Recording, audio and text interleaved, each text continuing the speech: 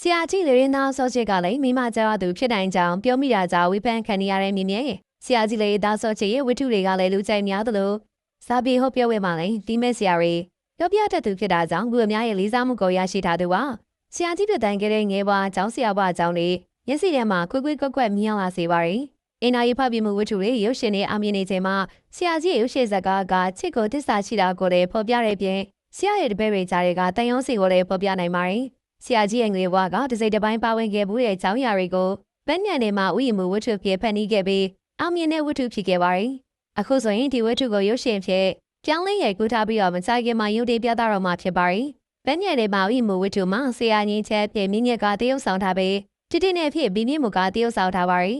မင်းမြင့်မှုကလာပါရဲ့မင်းသမီးဖြစ်ပေမဲ့လည်းဆရာကြီးကတော့သူ့ရဲ့မျက်လုံးထဲမှာဆရာကြီးရဲ့ဇနီးဖြစ်တဲ့ဆရာမကြီးဒေါ်တိနွေကပိုလာရီလို့ဆိုပါရီကိုချစ်တဲ့သူကလားကိုမြေလုံးနဲ့မာလာဆုပ်ပြပြီးဆရာမကြီးပေါ်မှာတက်ကြီးတဲ့အထိတက်မိုးထားစိတ်ညှို့စိတ်နဲ့ကျင်နာမှုတွေဖြစ်ပြသေးတဲ့သဘောထားကိုပြသတာဖြစ်ပါရီဆရာကြီးပြောတဲ့အတိုင်းဆရာကြီးကတော့ကရှက်တက်ပြီးဒီငယ်အေးဆေးတဲ့မျိုးသမီးတယောက်ဖြစ်ပါရီအဲ့စကားကိုတော့မြင်းညက်ခါဆရာကြီးလည်းမိမချသူဖြစ်မဲ့ထင်တယ်လို့ပြောမိတာကြောင့်မိဖန်ခံရပါရီသူသာဆိုရင်လည်းကိုစနီးတွေကိုပဲချစ်ဆုပ်ဖြစ်တာကြောင့်ဒီလိုပဲပြောမိနိုင်မှဖြစ်တဲ့ကြောင့်မိမကြောက်တဲ့သူတွေကပဲဒီလိုပြောနိုင်ချောင်းပြောသွားခဲ့ပါရီမြင်းညက်ကစစနာပြောသွားပင်ပဲဆရာကြီးလည်းသားဆိုချစ်ကတော့မနေမစားနဲ့စားနှောက်စရာပုဂ္ဂိုလ်ကြီးတရားမဟုတ်လို့ဝိဖက်ခံရပါရီဆရာကြီးနဲ့ဆရာမကြီးကြားမှာကျောင်းလိုအလားဆုံးမြတ်သမီးပါဆိုရင်ပြောစရာမလိုပဲဆရာကြီးရဲ့တမိုးချမှုကိုဖော်ပြတာဖြစ်ပါရီမိမိမို့လာပါရဲ့မင်းသမီးဖြစ်ပေမဲ့လည်းဆရာကြီးကတော့သူ့ရဲ့မြတ်သမီးငငယ်ကအလှကိုမမိနိုင်ကြောင်းပြောတာဟာဆရာကြီးရဲ့ဇနီးတဲ့ဘောမှာတမိုးချတဲ့စိတ်ဓာတ်တွေဖြစ်ပါရီဒီနေ့ကချစ်တာကြောင့်မင်းခက်ခက်ကြိုးစားခဲ့ရပေမိဘရဲ့သဘောမတူတဲ့ကြားတွေကနေလက်ထပ်ခဲ့ရတဲ့မြတ်သမီးကိုဆရာကြီးခုထိတမိုးထားနေစေဖြစ်ပါရီဒီရရရဲ့ရွှေရောက်ပြီးဖြစ်ပေမဲ့လည်းဆရာကြီးရဲ့ချစ်ချင်းမြတ်တာတွေကတော့မလျော့သွားခဲ့ပါဘူးသူဇနီးတွေကနာမည်ကြီးမင်းသမီးတဲ့ပို့လာကြောင်းပြောကမိမကိုကြောက်လို့ပြောတာမဟုတ်နိုင်ကြောင်းဆရာကြီးရဲ့ပရိသတ်တရားဝိဖန်နေကြပါရီ